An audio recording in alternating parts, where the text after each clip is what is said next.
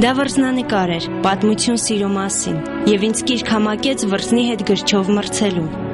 Այս պատկերը հայկական գրչով պատմելու գայթակղություն էլ կար։ 1559 թվականին Դափնիս եւ Քլոե վեպը ֆրանսերեն թարգմանության հրապարակումից ի վեր թարգմանվել է ժամանակակից տարբեր լեզուներով ավելի քան 500 անգամ։ Այսօր այդ լեզուների թվին ավելացավ նաեւ հայերենը։ Մտահղացումը Սարգիս Խաչենց հրատարակչության տնօրեն Սերգեյ Խաչիկողյանինն էր, որը արդեն երկար տարիներ շարունակ հրատարակչական ծրագիր ունի, 100-ից ավել արդեն գիրք է հրատարակել։ Սա համաշխարհային գրականության գոհարներից մեկն է։ Եվրոպայում դարեր շարունակ եղել է համընդհանուր հիացմունքի առարկա։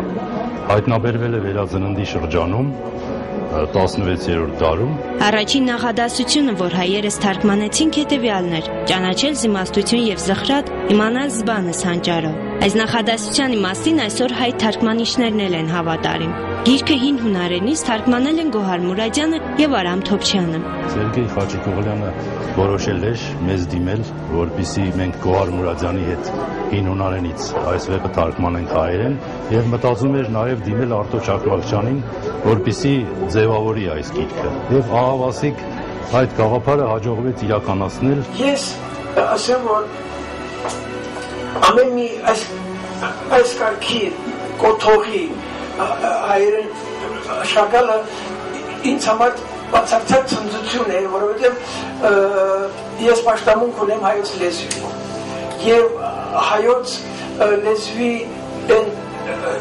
դրսևորումներին, որոնք տալիս են իրենց խորքից այսպիսի թարգմանական նաեւ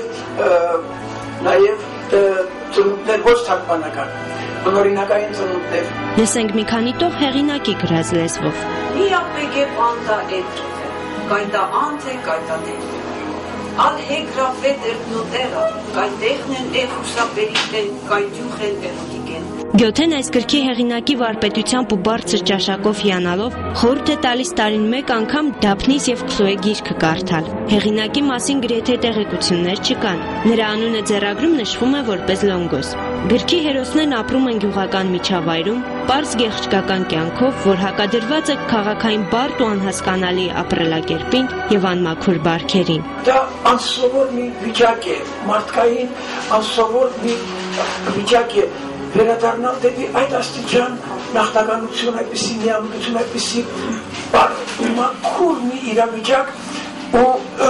նորից գալ դեպի այսօրվա մեր կյանքը։ Երկը նկարազարդել են շատ հայտնի նկարիչներ, այդ թվում նաև Մարկ Շագալը։ Հայտնի են բազմաթիվ գրքի ձևավորողներ, սկսած Գուստավ Դորեի, որի ձևավորումները Դոն Քիշոտի եւ ուրիշ գլուխ գործոցների Դանթեի աստվածային կատակերգության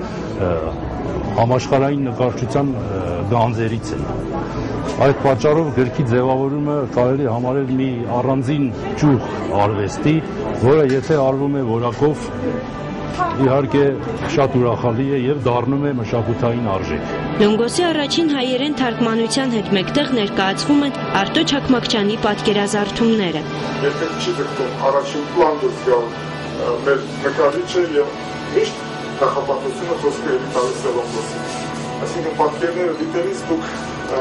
մնում եք վեպի մթնոլորտի մեջ, երբեք դուրս չեք գալիս, ինքը թույլ չի տալիս իրեն մի էպիսի ակցենտ անել, որ դες դուրս մղի վեպի մթնոլորտից։ Միշտ վեպի մեջ եք, բայց միևնույն ժամանակ երկրորդ պլանն է գիտակցության աշխատում։ Արտո Չակմակցյանը հայտնի է առավելապես իր քանդակներով։ Աշխարհահռչակ քանդակագործի հատուկ այս հրատարակության համար արած պատկերազարդումները իրապես առավել գնահատելի են դարձնում այս գրքի արժեքը։ Բացի այն, որ այս գիրքը առաջին եւ թերևս ամենանշանավոր հովերգական արձակերգն է վերածննդի շրջանից եւ հայ թարգմանչական գրքի գեղեցկության ապացույցը, այն նաեւ Արտո Չակմակցյանի նման մեծ քանդակագործի, նկարչի վրձնի ապացույցն է։ Առաջարկը ինձ համար մի քիչ դժվար էր այն իմաստով, որ ես չէի ցանկանում ուղղակի նկարազարդել վիճակները, ես մի քիչ դադարեցի եւ մի քիչ զգուշացա այդ քայլին, բայց հետո իր ոգևորությունը, որ ինձ տվեց ասելու, որ քեզ ազատ կթողեմ, ինչպես կուզես արտահայտի, ես այդ ժամանակ ես ավելի լավ զգացի եւ աշխատեցի ոչ ճշգրիտ արտահայտել ֆիզիկական ցեղով ֆիգուրները եւ պատկերները, որոնք կային գրքում եւ դա ցեզ եմ թողնում ինչպես ինչ արդյունք տվեց։ Մորիս Ռավելը վեպի սյուժեով բալետ է գրել, Ժակ Օֆենբախը օպերետ։